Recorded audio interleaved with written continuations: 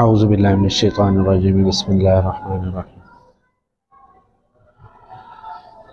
حامیم والکتاب المبین انا انزلناہ فی لیلۃ مبارکۃ انا کنا منذرین فیہا یفرق کل امر حکیم امرا من عندنا انا کنا مرسلین رحمتا من ربک انہ هو السمیع العلیم۔ صدق اللہ مولانا العظیم وصدق رسولہ النبی الکریم ونحن علی ذلک لمن الشاہدین والشاکرین والحمد للہ رب العالمین۔ الحمدللہ آج نصف شعبان کی رات یعنی کہ 15ویں رات شعبان المعظم کی، اور اس رات کے تعلق سے ہمارے معاشرے کے اندر جو مشہور اقوال ہیں وہ یہ ہیں کہ شب براءت کیا ہیں۔ میں نے یہ کہا شروع میں کہ آپ خوشی سے بیٹھیں اور جتنے بھی لمحات آپ کے پاس ہوں، کیونکہ مصروفیات بھی ہیں زندگی کی، تو آپ 5 منٹ بیٹھیں یا 10 منٹ بیٹھیں یا اللہ جتنی توفیق دے، تو آپ شوق اور اشتیاق سے بیٹھیں تاکہ آپ کو بات سمجھنے میں آسانی ہو اور اللہ تعالیٰ آپ کی سمجھ میں بات عطا فرمائے۔ تو ہمارے معاشرے پاکستان کے اندر بلکہ انڈیا کے اندر اس رات کو کہا جاتا ہے کہ شب برات۔ شب جو لفظ ہے اس رات کے ضمن سے پہلے میں کچھ باتیں آپ تک پہنچا دوں، تفاصیل میں بعد میں۔ شب جو ہے وہ فارسی زبان کا لفظ ہے، وہ عربی زبان کا لفظ نہیں ہے، اور براءت جو ہے وہ عربی زبان کا لفظ ہے، اور اس کا معنی یہ ہے کہ آپ اپنے گناہوں سے، اپنی معصیتوں سے جو ہے وہ براءت حاصل کر لیں، یعنی کہ آپ نجات حاصل کریں۔ تو یہ وہ رات شب براءت کہ جس میں انسان اپنے گناہوں سے توبہ کر لے۔ مختصر یہ long story cut into the short one, کہ اس رات کے اندر کہ جب آپ اپنی گناہوں پر پشیمان ہو جائیں، اور براءت کی رات، اور اللہ جل مجدہ اس رات کے اندر مغفرت کے، بخشش کے اور اپنی تمام تر انعامات اور رحمتوں کے فیصلے فرما رہا۔ اب یہ ایک بات آپ سمجھ، جیسے میں نے کہا شب جو ہے وہ فارسی کا لفظ ہے، عرب دنیا کے اندر اس رات کے ضمن میں کہا جاتا ہے کہ لیلۃ البراءت، کہ یعنی کہ گناہوں سے خلاصی کی رات، کیونکہ لیلہ لفظ ہے عربی کا۔ لیلۃ القدر بھی اللہ تعالی ہمیں نصیب فرمائے۔ آگے رمضان آنے لگا ہے ہماری زندگیوں میں، اللہ پاک ہم سب کو زندگی صحت کے ساتھ لیلۃ القدر، شب قدر کی انوار اور تجلیات سے منور فرمائے۔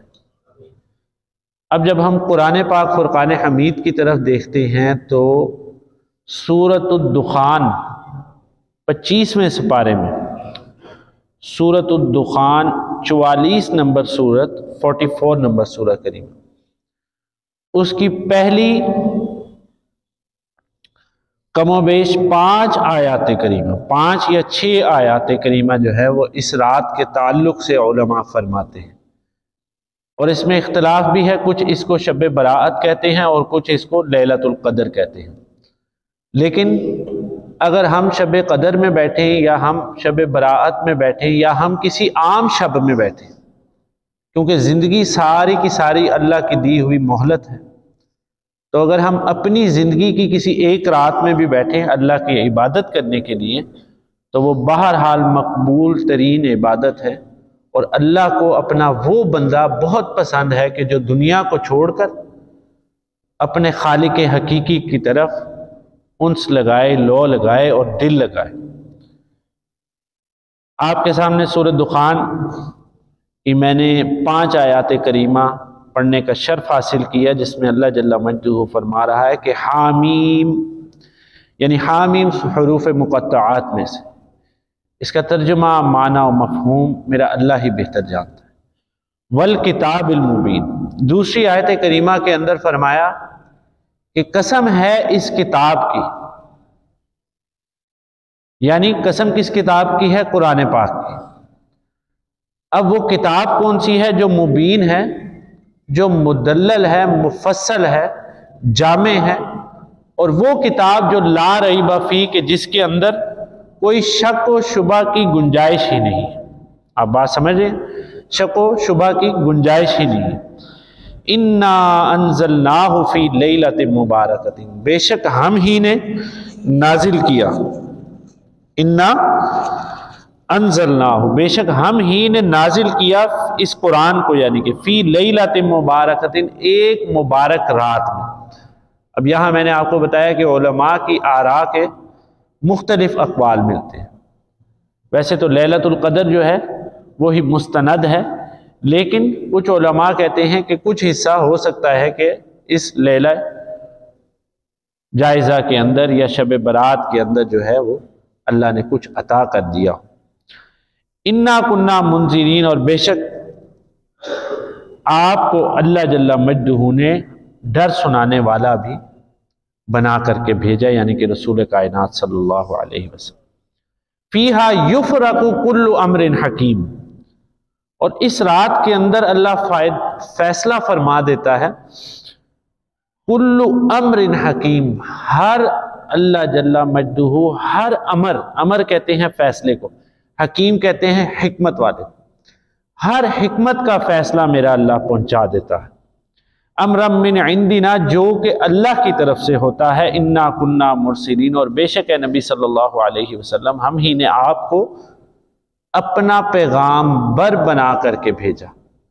مرسلین یعنی کہ آپ سرکار علیہ الصلاۃ والسلام کی شان اقدسہ کیا ہے کہ آپ رحمت للعالمین، اور ان ہوا الا وحی یوحی، رسول اقدس صلی اللہ علیہ وسلم وہی فرماتے ہیں کہ جو اللہ ان سے فرماتا ہے۔ وما ینطق عن الہویٰ، آپ اپنی ذات کی بات نہیں کرتے۔ تو یہ کتاب حکمت والی جو ہے یہ سراسر ہدایت ہے کہ جس کو اللہ جل مجدہ نے نازل کیا ایک رات کے اندر، کہ جو وہ بہت بابرکت رات ہے۔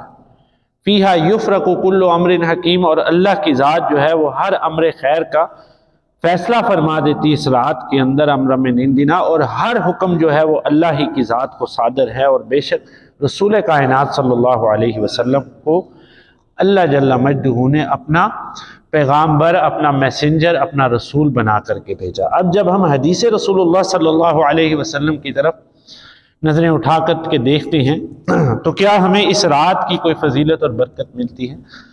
تو ایک حدیث طیبہ جو ہے وہ مستند اور متفقن علیہ حدیث ہے، جس میں اماں عائشہ صدیقہ طیبہ طاہرہ رضی اللہ تعالی عنہ امہات المومنین، اماں جی فرماتی ہیں کہ رسول کائنات صلی اللہ علیہ وسلم آپ کے ہاں تشریف فرما تھے، حدیث کا مفہوم ہے، اور جب رات میں اماں جی اس شب میں بیدار ہوئی تو اماں جی نے کیا پایا کہ رسول کائنات صلی اللہ علیہ وسلم کو اپنے حجرہ انور کے اندر موجود نہ پایا، اپنے حجرہ انور کے اندر موجود بولیے نہ پایا، اور جب آپ حجرہ انور سے نکلی تو باہر دیکھا، اور روایات کے اندر جنت البقیع کے شواہدات ملتے ہیں کہ آپ قبرستان میں جا کر جو ہے وہ امت کے لیے دعائیں فرما رہے ہیں۔ اللہ اکبر۔ تو اب یہیں پر اس بات کو سمجھتے چلیے، کیونکہ میڈیا کی بساطت سے پوری دنیا کے اندر یہ پیغام جا رہا ہے۔ ایک تو یہ کہ اس رات کے اندر پٹاخے بجانا اور جھنڈیاں چلانا، جو ہمارے یہاں روایت پہلے تو بہت عروج پکڑ گئی تھی، اب شکر ہے اللہ کا کہ کچھ اس میں صبر آ گیا، اور یہ کمکمے یا حلوے بنا دینا اور یہ خرافات جو ہے اس کا اہتمام کرنا، لیکن خالص اللہ کی رضا کے لیے بیٹھ کر اللہ کے گھر میں اللہ کی بات کرنا، یہ سال کی ہر رات میں ثابت ہے۔ آپ ہر رات اللہ کی عبادت کر سکتے۔ عشاء کی نماز جو ہے وہ نصف شعبان کو فرض نہیں ہے، وہ ہر رات کو عبادت ہے اور ہر رات کو فرض ہے۔ اور جس کو اللہ تعالیٰ زائد کی توفیق عطا فرمائے، جس کو ایکسٹرا، جیسے ہمارے یہاں لاہوری معاشرے میں جب کھانا کھاتے ہیں تو بعد میں کہتے ہیں کہ گریوی بھی دے دے سانو، تو جس کو اللہ تعالیٰ زیادہ کی توفیق دے دے تو اس کے لیے تہجد ہے۔ میں یہ باتیں اس لیے کہتا ہوں تاکہ آپ کے چہروں پر مسکراہٹ آئے۔ آگے ہمارے لیے اتنی پریشانیاں ہیں کہ چلو اگر ہم دین ہی خوشی سے سیکھ لیں تو کیا کہنے، ہماری دنیا بھی بہتر، ہماری آخرت بھی بہتر۔ تو اب جس کو اللہ زیادہ توفیق دے دے تو وہ نماز تہجد کا اہتمام کرے۔ اب نماز تہجد لیلۃ القدر میں نہیں ہے، نماز تہجد جو ہے وہ نصف شعبان کو نہیں ہے، 15ویں شعبان کی رات نہیں۔ نماز تہجد جو ہے وہ لیلۃ الجائزہ نہیں ہے، لیلۃ البرکہ نہیں ہے۔ آپ کی زندگی کے اندر اگر آپ کو اللہ کسی بھی رات توفیق دے دے تو آپ اس میں نماز تہجد عطا کر سکتے ہیں۔ کیا کہا؟ سبحان اللہ، اونچا کہا کرتے تاکہ جن کو نیند آ رہی ہے ان کی نیند تو چلے اور محفل جو ہے وہ ذرا گرج کے رہے۔ تو آپ کو کبھی بھی اللہ تعالیٰ توفیق دے دے تو وہ رات جو ہے وہ آپ کی لیلۃ الجائزہ بھی بن گئی، لیلۃ المغفرہ بھی بن گئی۔ اور مستند حدیث بخاری اور مسلم شریف میں متفق علیہ احادیث کا ترجمہ اور مفہوم ہے کہ ہر رات اللہ بلاتا ہے اپنے بندوں کو۔ کس رات میں بلاتا ہے؟ ہر رات، کہ حل من مستغفر، کہ کوئی ہے مجھ سے مغفرت کا طلبگار۔ کس چیز کا؟ مغفرت کا طلبگار۔ اور حل من مسترزق، کوئی ہے مجھ سے رزق کا طلبگار، تو میں اس کو رزق عطا کرتا ہوں، میں اس کے لیے مغفرت کے دروازے کھولتا ہوں، حتیٰ کہ مطلع الفجر، حتیٰ کہ فجر کا جو ہے وہ مطلع طلوع ہو جاتا ہے، فجر جو ہے وہ اس کا وقت آ جاتا ہے، اور اللہ کی رحمتیں اور بخششیں اور اللہ کے انوارات اور تجلیات جو ہیں وہ بکھرے رہتے ہیں، اور اپنے بندوں کی تلاش میں رہتے ہیں کہ کوئی بندہ ہو جو خالص دل سے توبہ کر لے اور میرے ساتھ اپنا تعلق جو ہے وہ قائم کر لے۔ آپ بات سمجھ گئے یہاں تک؟ اب یہ تعلق قائم ہو گیا تو اس میں سب سے مستند چیز جو ہے وہ قرآن ہے۔ کیا ہے؟ قرآن، جو کہ رسول کائنات صلی اللہ علیہ وسلم ہمارے لیے چھوڑ کر کے گئے، اور زندہ جاوید اللہ کا معجزہ ہے، اللہ کی صفات کاملہ ہے۔ اور آپ قرآن کا دامن پکڑ لیجئے تو آپ کو کائنات کی کوئی چیز اللہ کی راہ سے گمراہ نہیں کر سکتی۔ بالعروۃ الوثقی فرمایا گیا ایک مقام پر کہ یہ ایک مضبوط کڑا ہے۔ وَاعْتَصِمُوا بِحَبْلِ اللَّهِ، دوسری جگہ اللہ کی مضبوط رسی سے اس کی مثال دی۔ اور اس کے بعد رسول کائنات صلی اللہ علیہ وسلم نے کیا فرمایا کہ علیکم بسنتی وسنت الخلفاء الراشدین، اور سنت جو ہے وہ رسول کائنات صلی اللہ علیہ وسلم۔ اما عائشہ صدیقہ طیبہ طاہرہ رضی اللہ تعالی عنہا سے ایک مرتبہ ایک صحابی نے آ کر پوچھا، اچھا جب تک آپ کا دل جمع رہے اس بیان میں، آپ بیٹھیں، جب آپ کا دل اکتانا شروع ہو جائے آپ مجھے بتا دیجئے گا، ہم دعا کر لیں گے۔ ٹھیک ہے، سب بھائی راضی ہیں؟ کیونکہ جب تک آپ کا دل لگا رہے گا آپ کے لیے آسان ہوگا بات کا سمجھ۔ جب دل اکتانا شروع ہو جائے گا پھر شیطان جو ہے وہ زور لگانا شروع ہو جائے گا۔ ایک مرتبہ اما عائشہ صدیقہ طیبہ طاہرہ رضی اللہ تعالی عنہ کی خدمت میں ایک صحابی آ کر عرض کرتا ہے کہ رسول کائنات صلی اللہ علیہ وسلم کے کیا عادات و خصائل ہیں۔ توجہ رکھیے گا، میں نے کہا کہ قرآن جو ہے وہ سب سے عظیم الشان اور جلیل القدر ہمارے پاس اللہ کا تحفہ ہے، اور آج ہمارا قرآن سے تعلق ٹوٹ گیا۔ اماں جی سے پوچھا گیا کہ آپ کے عادات کیا ہیں، آپ کے خصائل کیا ہیں، آپ کا اسوہ حسنہ پوچھا گیا۔ تو قربان جاؤں، اب پوچھنے والا کون ہے؟ ہم جیسا ادنا مسلمان نہیں، پوچھنے والا بھی صحبت رسول اللہ صلی اللہ علیہ وسلم کا حامل ہے، پوچھنے والا بھی جانتا ہے۔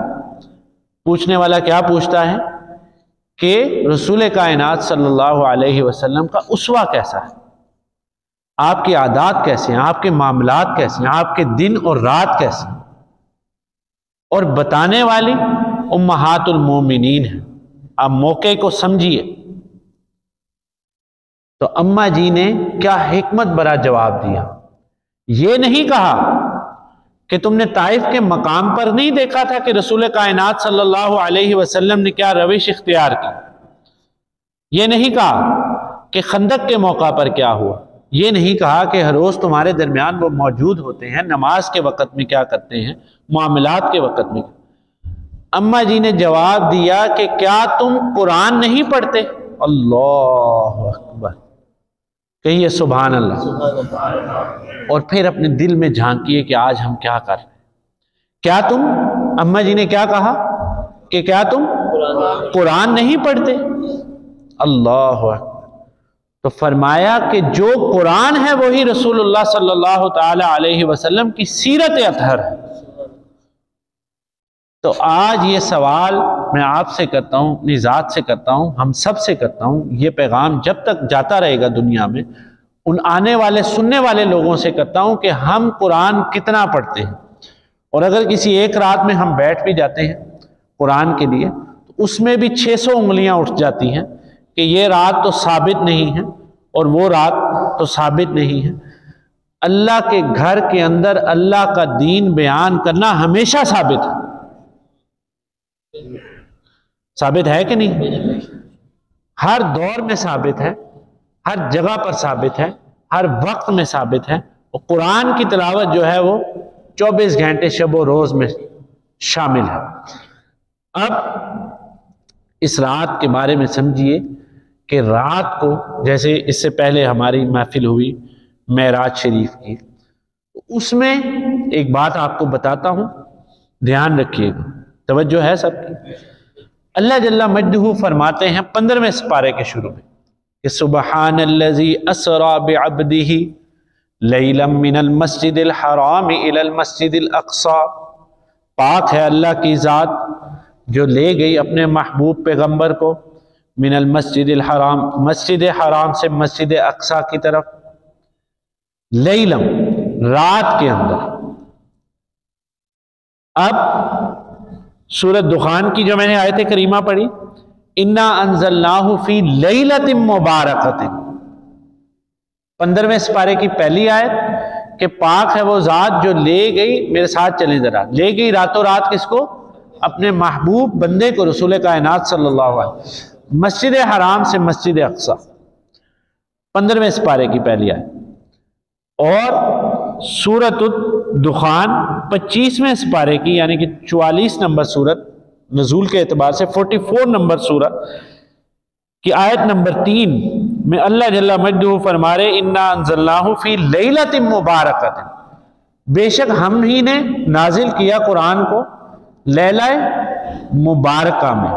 اب سورہ مزمل کو جب آپ اٹھا کر کے دیکھیں تو وہاں پر کیا فرمایا گیا کہ نصفہ او انقص منہ قلیلا او زد علیہ ورتل القرآن ترتیلا، یعنی کہ رات کے کچھ حصے میں اے نبی صلی اللہ علیہ وسلم آپ کھڑے ہو جائیے، یا نصف حصے کے اندر کھڑے ہو جائیے، یا اس سے زائد، یا جتنا آپ کا دل کرتا ہے۔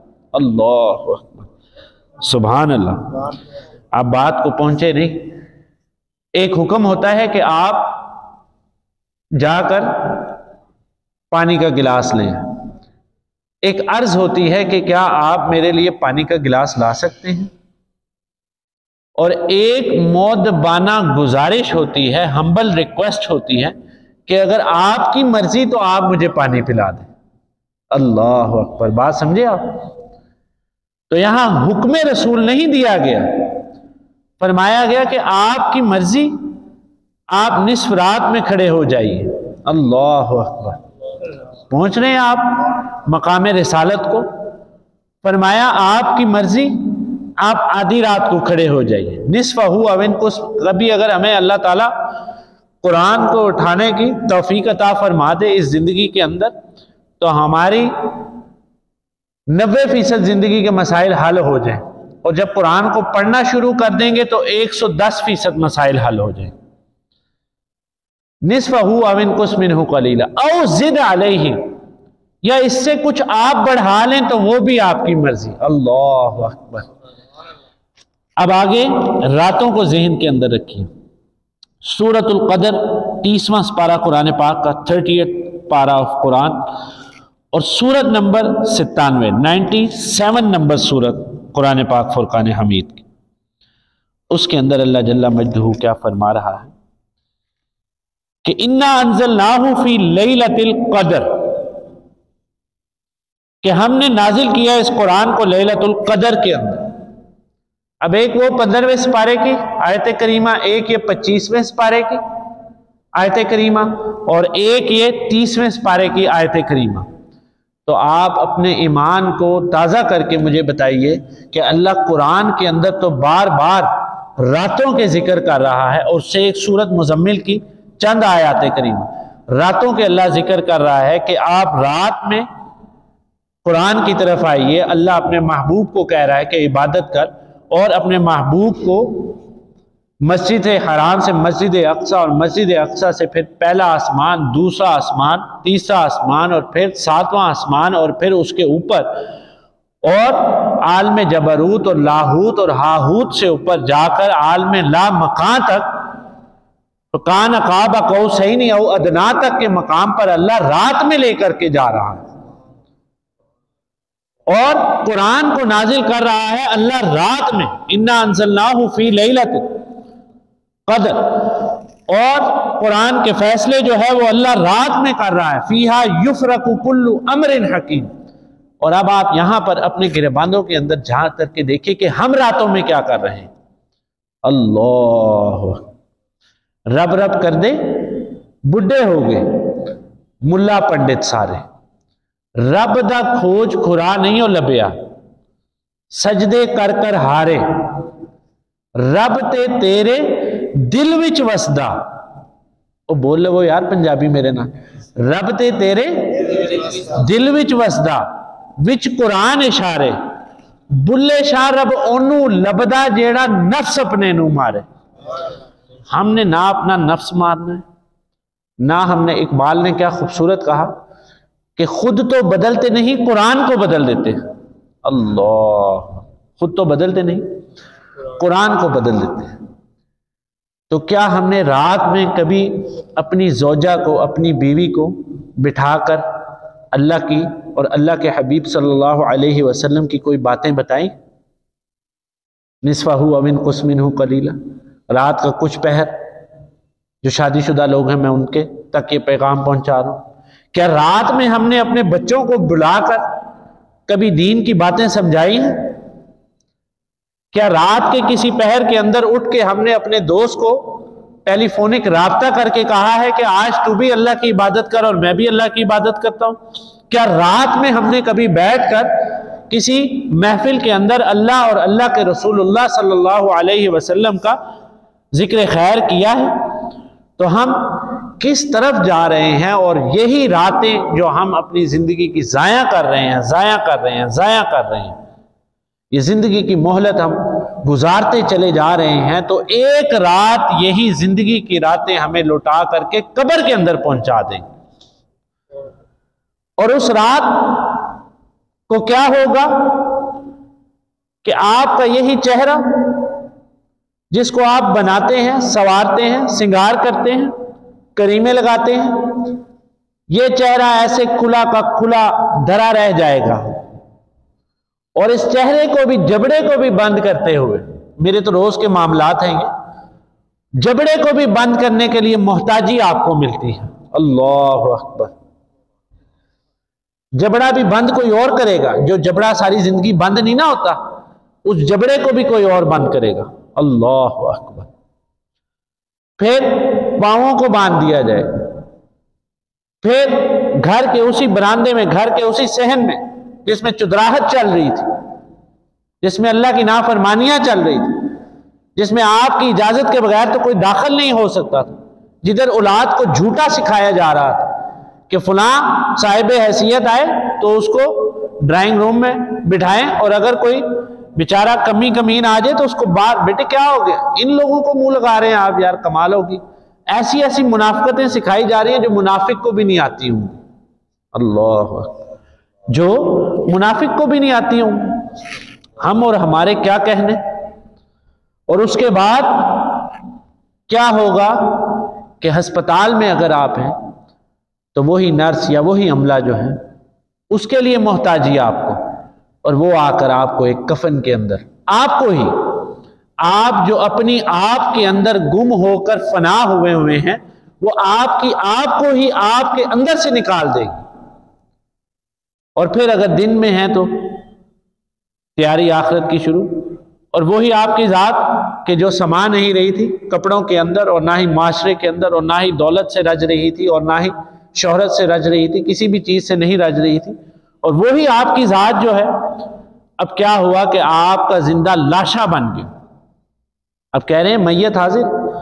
اور غسل کے معاملات دیکھیں، صحابہ اکرام رضوان اللہ تعالی علیہم اجمعین میں جب کوئی شخص فوت ہو جاتا تھا، وہ غسل کرنے والے یا کرنے والیوں کو نہیں بلاتے تھے۔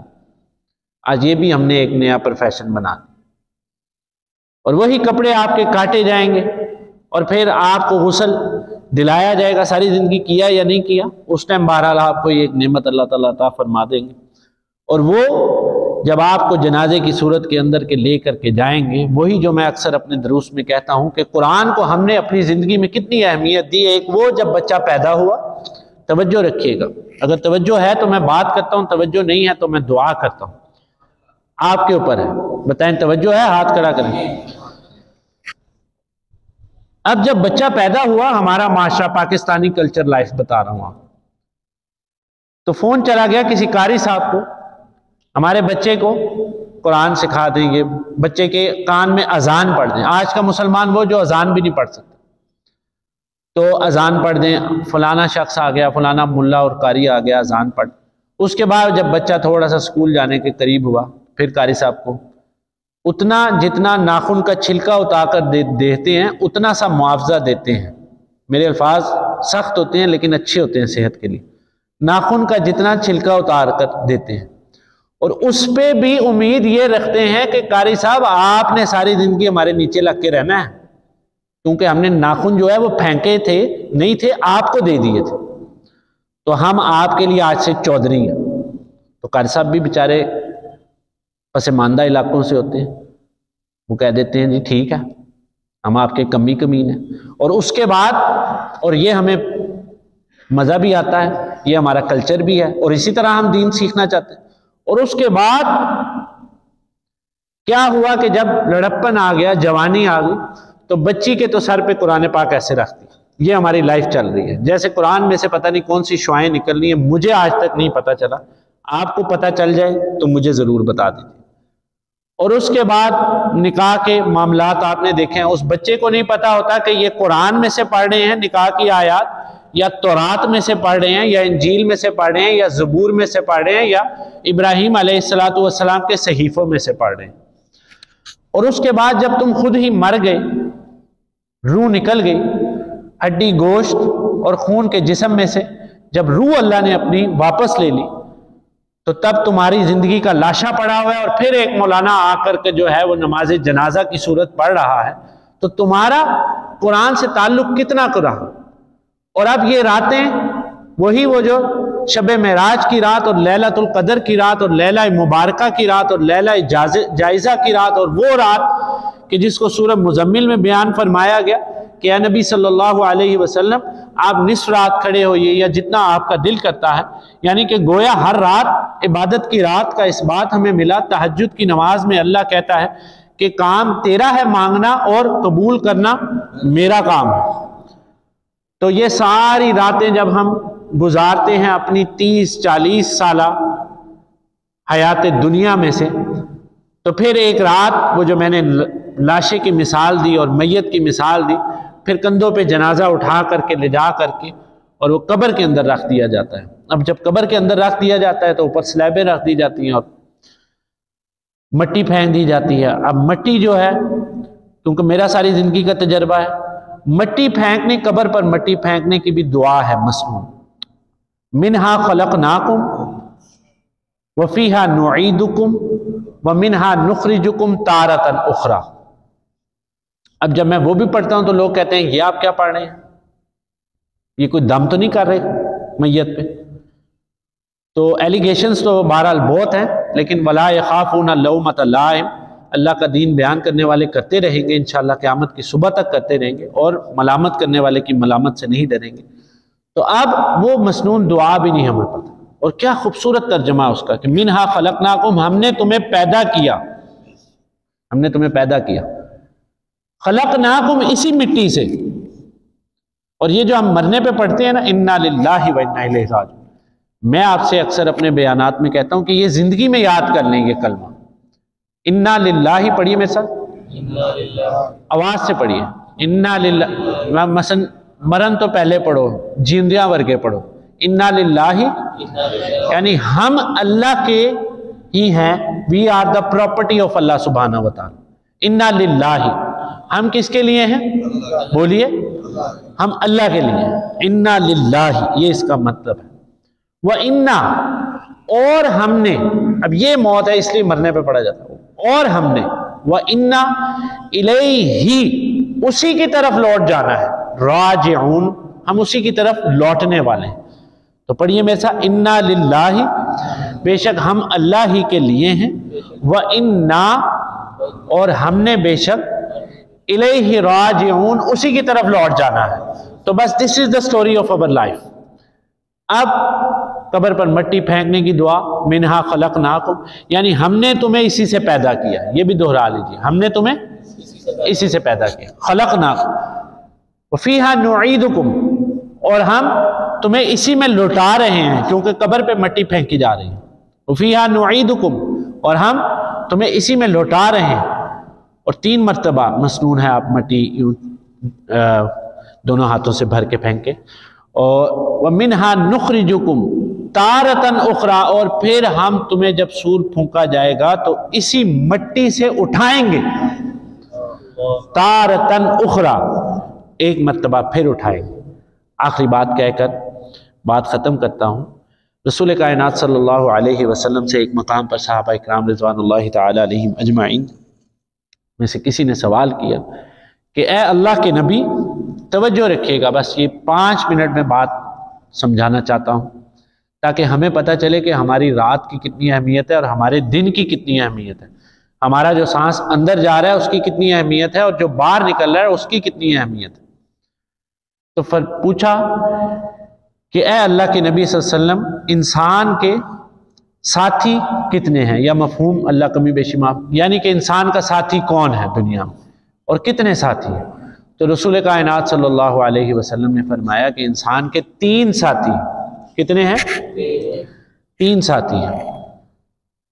اور ہمیں تو لگتا ہے کہ اب انسانی زندگی کا آپ کو میں بتاؤں طریقہ، ہمیں یہ لگتا ہے کہ بچپن میں جب بچہ اسکول میں جاتا ہے تو اس کو لگتا ہے جب وہ کلاس سے واپس آتا ہے تو اس بچے سے پوچھو کہ بیٹا آپ کے کتنے دوست ہیں کلاس میں، تو وہ کہتا ہے کہ بابا میرا زائد بھی دوست ہے، حامد بھی ہے، اور شاہد بھی ہے، اور ماجد بھی ہے، اور اکبر بھی ہے، اور اظہر بھی ہے۔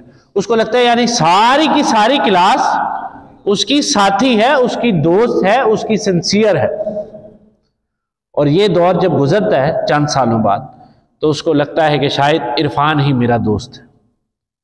اور اس کے بعد جب وہ لڑکپن سے جوانی کی طرف جاتا ہے تو حق زوجیت جو ایک قائم ہوتا ہے، میاں بیوی کے تعلق قائم ہوتا ہے، تو اس کو لگتا ہے کہ یہ زوجہ جو ہے یہ کون ہے؟ میری ساتھی ہے، یہ میرے ساتھ رہے گی زندگی میں۔ اور ادھر ذہن میں رکھیے کہ رسول کائنات صلی اللہ علیہ وسلم سے پوچھا گیا کہ انسان کے کتنے ساتھی ہیں، تو آپ نے فرمایا کہ اس کے 3 ساتھی ہیں۔ ایک مال ہے، اور اعزہ اقارب ہیں دوسرے، اور تیسرے اعمال ہیں۔ تیسرے کون سے؟ اعمال ہیں۔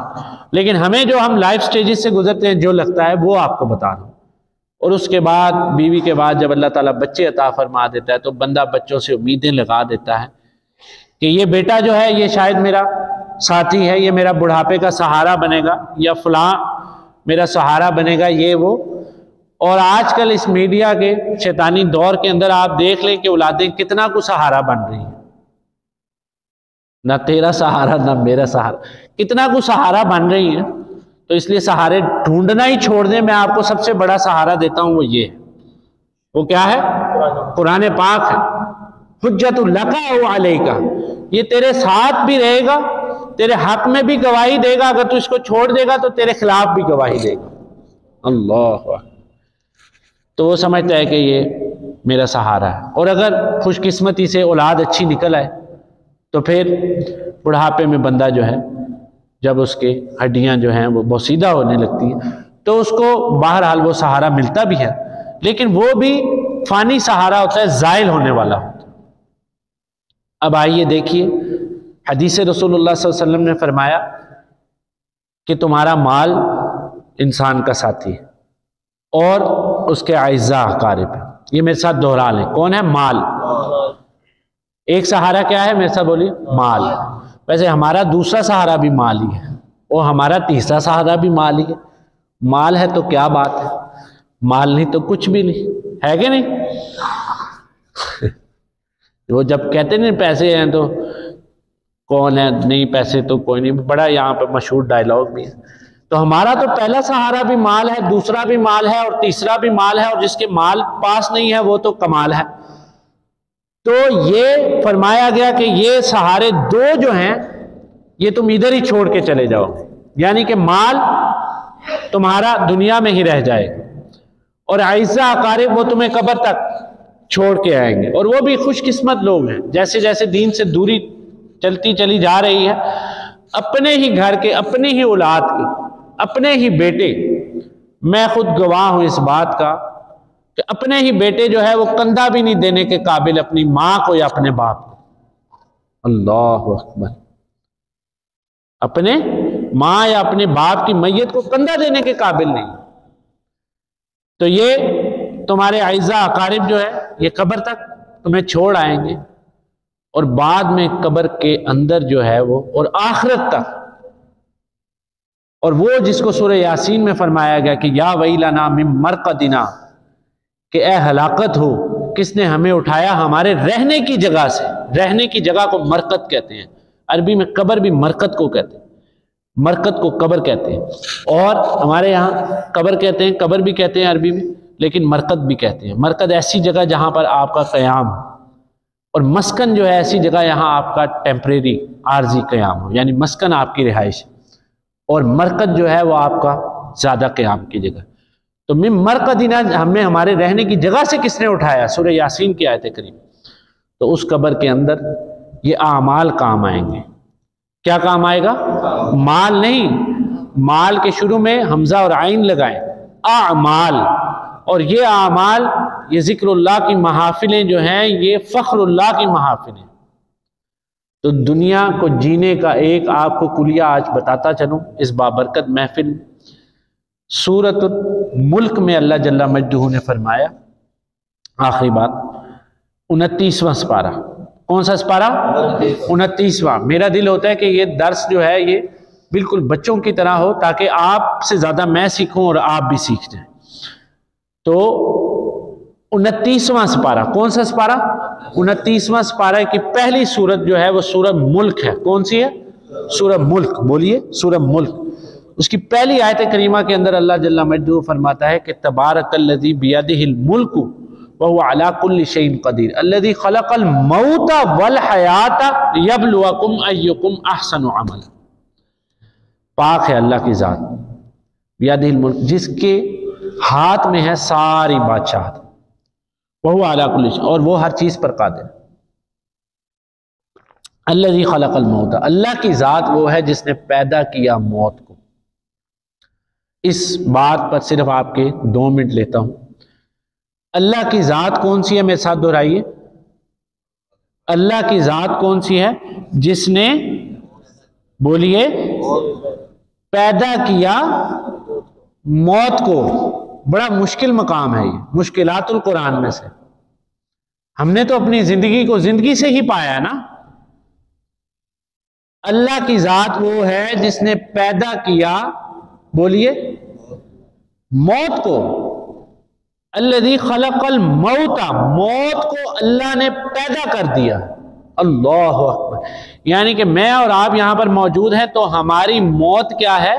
بولیے پیدا شدہ ہے، اس کی برتھ ہو گئی ہوئی ہے، اس کو اللہ نے بلانا نہیں ہے، اس کو بعد میں نہیں لانا، وہ پہلے سے تیار ہے۔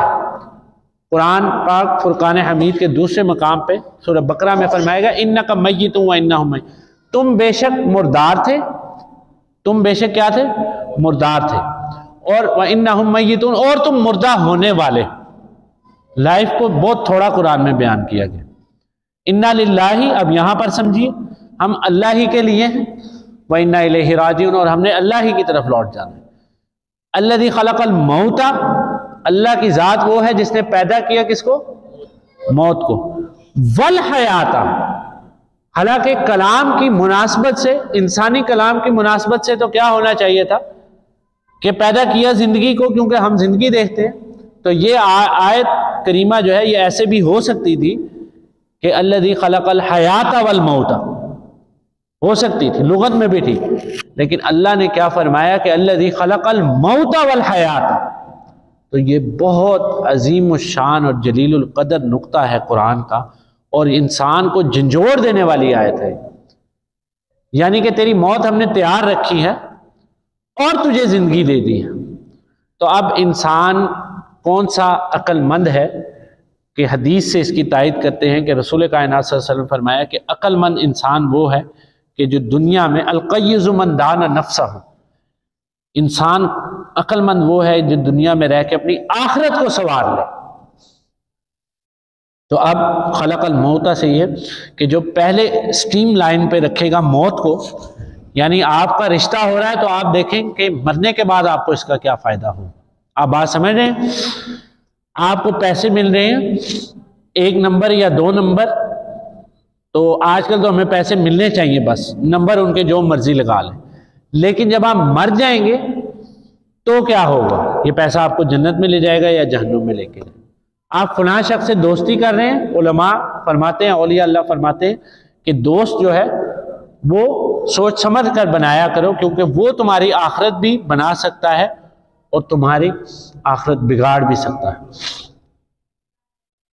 کوئی معاملہ ہے دنیا کا آپ کا، کلیہ بتا رہا ہوں آپ کو، یہ موٹیو آف لائف بتا رہا ہوں، تو آپ اگر موت کو پہلے رکھیں گے، دیکھیں جو چیز پہلے ہوتی ہے اسی کی تیاری کی جاتی ہے، ایسے ہی ہے نا۔ اور جو چیز بعد میں ہوتی ہے، جیسے مثال آخری دے کے ختم کرتا ہوں کہ کسی کا ولیمہ ہے، اگر جاگ کر بیٹھیے، کسی کا اگر ولیمہ ہے تو وہ ولیمے کی دعوت ہوتی ہے نا کھانے کی، تو وہ اگر کھانا ہی نہ تیار کریں اور وہ ولیمے کی دعوت دے دے ساروں، اور وہ کہے کہ آپ میرے سے ملنے آئے ہیں اور اب میں آپ کو کھانا نہیں دیتا، تو کیا ہو گیا؟ آپ سب اپنے گھر جا کر کھانا کھائیں۔ تو بتائیں یہ کوئی بات کسی کو اچھی لگے گی؟ ناگوار گزرے گی نا۔ تو اس کو پہلے کھانا اس نے تیار کرنا ہے، کیونکہ اس کو پتا ہے کہ دعوت میں جو لوگ آ رہے ہیں میں نے اس کو اپنی حسب توفیق کھانا دے دینا ہے۔ تو ہمیں پتہ ہی نہیں ہوتا ساری زندگی ہم نے مرنا ہے۔ آپ میں سے کتنے شخص ایسے ہیں جو بتائیں شادی شدہ ہیں، جو اپنی بیویوں کو رات کو کہہ رہے ہو کہ جب میں مر جاؤں گا تو یہ ہوگا اور یہ ہوگا اور وہ ہوگا، بیٹے جب میں مر جاؤں گا تو تم یہ کر لینا، میں جب مر جاؤں گا شاہ جی تو پھر آپ یہ کر لینا، میں جب مر جاؤں گا تو آپ یہ کر لینا۔ ہم تو موت کا نام نہیں سننا چاہتے، الرجی ہو جاتی ہے ہمیں تو جو موت کو پہلے رکھے گا، مقدم رکھے گا، وہ اپنی آخرت سنوار لے گا۔ پھر دنیا کا ٹائم جو ہے اس کا وَلِنَبْلُوَكُمْ أَيُّكُمْ أَحْسَنُ عَمَلًا، یہ اسی آیت میں فرمایا خلق الموت والحیات، پیدا کیوں کیا گیا زندگی اور موت کو؟ لِنَبْلُوَكُمْ أَيُّكُمْ أَحْسَنُ عَمَلًا، کہ اللہ دیکھ لے کہ تم میں سے کون ہے جو اچھے اعمال کرتا ہے۔ دنیا میں رہو تو ایسے رسول اللہ صلی اللہ علیہ وسلم فرمایا کہ جیسے اجنبی کی طرح، مسافر کی طرح۔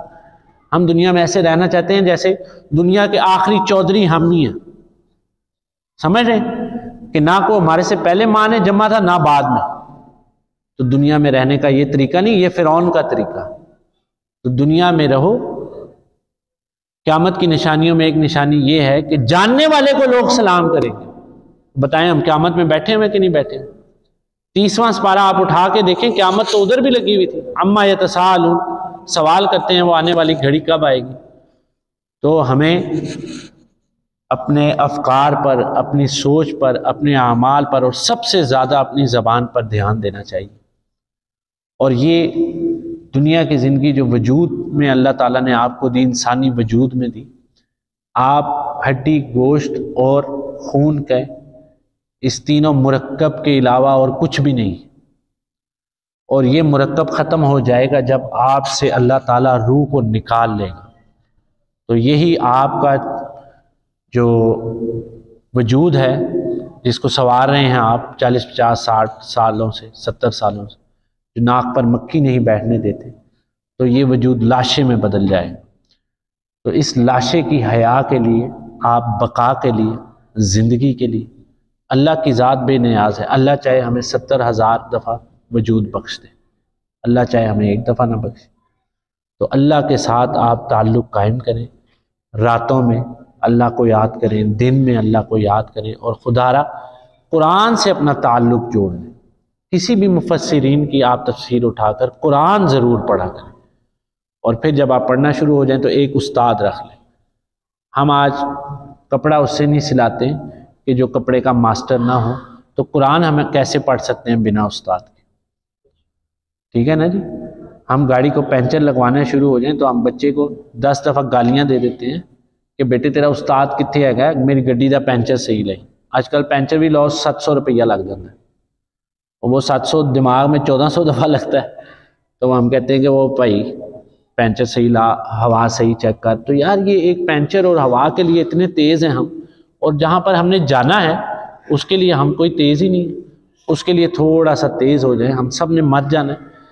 اختلاف رکھیں تھوڑا وقت کے لیے، غصہ کریں تھوڑا وقت کے لیے، آخر میں جو آخری جو چیز ہے اس کو سب سے پہلے رکھیں کہ میں نے مر جانا ہے۔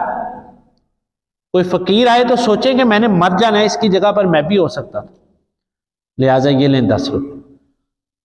کوئی گالی دے دے تو یہ سوچ لیں کہ میں نے مر جانا ہے، یہ نہیں کہ اس کو مار کے مرنا ہے۔ ہمارا تو یہاں پاکستانی بھی لطیفہ سنا کے بات ختم کر دیتے کہ ہم تو ڈوبے ہیں صنم، تمہیں بھی لے ڈوبے۔ مجھے اس کی بھی آج تک سمجھ نہیں ہے۔ او یار تو ڈوب رہے ہیں، تو تے ڈوب، مینوں کیوں لے کے ڈوبنا؟ تو جب پرا ہو کے ڈوب۔ تو یہ عجیب ہماری روش ہے، تمہیں بھی لے ڈوبیں گے۔ یار میری لت تے نہ پڑ، آپ پہ جا کے ڈوب جتھے ڈوبنا ہے۔ میں تیرے لیے کوئی بہتری دی دعا کرتا ہوں۔ تو وَأَقُولُ قَوْلِي هَذَا وَآخِرُ دَعْوَانَا الْحَمْدُ لِلَّهِ رَبِّ الْعَالَمِينَ۔